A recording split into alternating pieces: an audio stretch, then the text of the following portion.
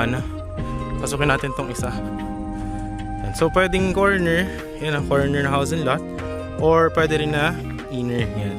Pero kung gusto nyo nung na lot package, dito sa kabila, yan.